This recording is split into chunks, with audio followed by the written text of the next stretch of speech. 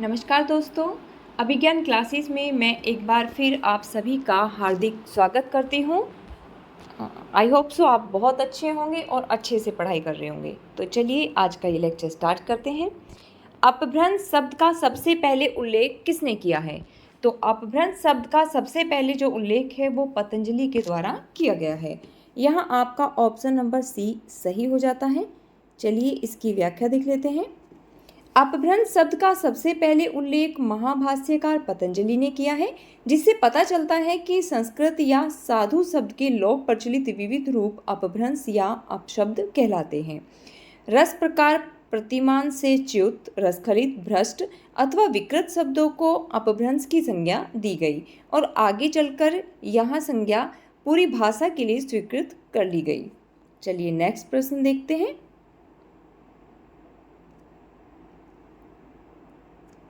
सिद्धों का प्रथम कवि किसको माना गया है? तो सिद्धों का प्रथम कवि सरहपा को माना गया है। ऑप्शन नंबर ए सही हो जाता है। सिद्ध सरहपा, जिनका समय 8वीं शताब्दी माना गया है, इन्हें हिंदी का प्रथम कवि माना जाता है। उनको बौद्ध धर्म के वज्रयान और सहजयान शाखा का प्रवर्तक तथा आदि सिद्ध माना गया है। इनका मूल नाम राहुल भद्र था तथा वे पाल शासक धर्मपाल के समकालीन थे। चलिए नेक्स्ट प्रश्न देख लेते हैं।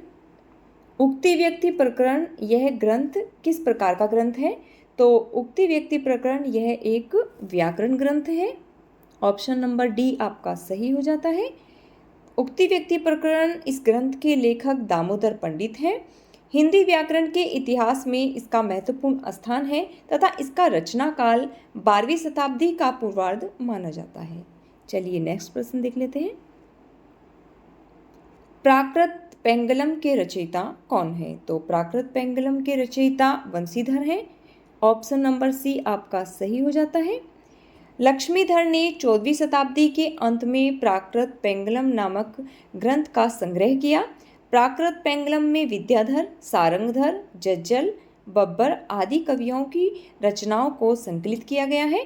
प्राकृत पेंगलम में प्राकृत और अपभ्रंश छंदों की विवेचना की जाती है। चलिए नेक्स्ट प्रश्न देख लेते हैं। गुरु गोरखनाथ को हिंदी के किस विशेष रूप का कवि स्वीकार किया जाता है? तो गुरु गोरखनाथ को पुरानी हिंदी के कवि के रूप में स्वीकार किया जाता है। ऑप्शन नंबर बी आपका सही हो जाता है। गोरखनाथ का समय 13वीं शताब्दी स्वीकार किया जाता है तथा इनके गुरु का नाम मत्स्येंद्रनाथ था। इनके द्वारा रचित ग्रंथ कुछ इस प्रकार हैं। शब्दी, पद, प्राण सांकली, शिष्यादर्शन, नरवैबोध, सप्तवार, रोमावली, आत्मबोध, ज्ञान तिलक, ज्ञान चौतीसा, अभय मात्रा जोग, पंचमात्रा तथा गोरखनाथ। चलिए नेक्स्ट प्रश्न देख लेते हैं। विद्यापति की भक्ति श्रृंगार परक पदावली अनूठी संपत्ति है। तो विद्यापति की भक्ति श्रृंगार परक पदावली वो हिंदी साहित्य के आदिकाल की अनूठी संपत्ति मानी गई है। ऑप्शन नंबर डी आपका सही हो जाता है। चलिए इसकी व्याख्या देख लेते हैं। विद्यापति की भक्ति श्रृंगार परक पदावली हिंदी साहित्य की आदिकाल की अनूठी संपत्ति है।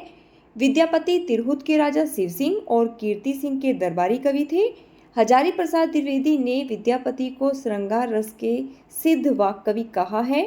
विद्यापति शैव संप्रदाय के कवि हैं। इनके द्वारा रचित ग्रंथ कीर्तिलता, कीर्ति पताका और पदावली है। इस व्याख्या से कम जितनी भी लाइनें बनी हैं उनसे उतने ही प्रश्न बन के आ जाते हैं, पूछ लिया जाता है ये किसके दरबारी कवि थे। इसके साथ साथ आपका कि किसने इनको सिद्धवाक कवि कहा है और ये किस संप्रदाय से संबंधित थे तथा इनकी रचनाओं के नाम। तो जितनी भी व्याख्या यहाँ कराई जा रही है प्लीज़ इसे ध्यानपूर्वक देखें। चलिए नेक्स्ट प्रश्न देखते हैं। आल्हा खंड का वास्तविक स्रोत ग्रंथ क्या है? तो आल्हा खंड का वास्तविक स्रोत ग्रंथ परमाल रासो है। ऑप्शन नंबर सी यहाँ सही हो जाता है। चलिए इसकी व्याख्या देख लेते हैं। आल्हा खंड का वास्तविक स्रोत ग्रंथ परमाल रासो है। परमाल रासो में आल्हा उदल नामक 2 सरदारों की वीरता का वर्णन है। आल्हा खंड को सर्वप्रथम 1865 ईस्वी में फर्रुखाबाद के तत्कालीन जिलाधीश चार्ल्स इलियट ने प्रकाशित कराया था तथा आलाखंड बरसात ऋतु में उत्तर प्रदेश के बैसवाड़ा, पूर्वांचल और बुंदेलखंड में गाया जाता है। यही प्रश्न जब ABCDEFGH तक करके ऑप्शंस आते हैं नेट में, तब ये पूछ लिए जाते हैं कि वहाँ पे कुछ चेंजेस, कुछ परिवर्तन के साथ ये दिए जाते हैं। तो आपको ध्यान रखना है कि आलाखंड बरसात ऋतु में और उत्तर प्रदेश के बैसवाड़ा, पूर्वांचल और बुंदेलखंड क्षेत्र में गाया जाता है। चलिए नेक्स्ट प्रश्न देख लेते हैं। यहाँ पर कुछ पंक्तियाँ दी गई हैं, आपको बताना है ये पंक्तियाँ किसकी हैं। महुअर बुझर कुसुम रस, कब कला सुझैल, सज्जन पर उर आर मन, दुज्जन नाम मैल। तो ये पंक्तियाँ विद्यापति जी के द्वारा रचित हैं। ऑप्शन नंबर डी आपका सही हो जाता है। विद्यापति शैव संप्रदाय के कवि हैं। इनके प्रशंसकों ने इन्हें कई उपाधियों से विभूषित किया है, जो इस प्रकार हैं। अभिनव जयदेव, कवि शेखर, कवि कंठार, नवकवि शेखर, खेलन कवि, दशावधान, पंचानन तथा मैथिल कोकिल इत्यादि। इन सभी उपाधियों से विद्यापति जी को विभूषित किया जाता है। तो चलिए नेक्स्ट प्रश्न देख लेते हैं। आदिकाल हिंदी को एक भिन्न प्रकार की हिंदी मानते हुए उसे हिंदवी किसने कहा है? तो आदिकाल हिंदी को एक भिन्न प्रकार की हिंदी मानते हुए हिंदवी कहने वाले अमीर खुसरो हैं। तो ऑप्शन नंबर बी आपका सही हो जाता है। अमीर खुसरो निजामुद्दीन औलिया के शिष्य थे तथा खड़ी बोली के आदि कवि कहे जाते हैं। इनके द्वारा रचित ग्रंथ इस प्रकार है। खालिकबारी, पहेलियाँ, मुकरियाँ, दो सुखने, गजल इत्यादि। चलिए अंतिम प्रश्न देख लेते हैं। इनमें अपभ्रंश के सर्वप्रधान कवि कौन है? तो अपभ्रंश के सर्वप्रधान कवि आपके शंभु माने जाते हैं। ऑप्शन नंबर ए आपका सही हो जाता है। इसकी व्याख्या देख लेते हैं।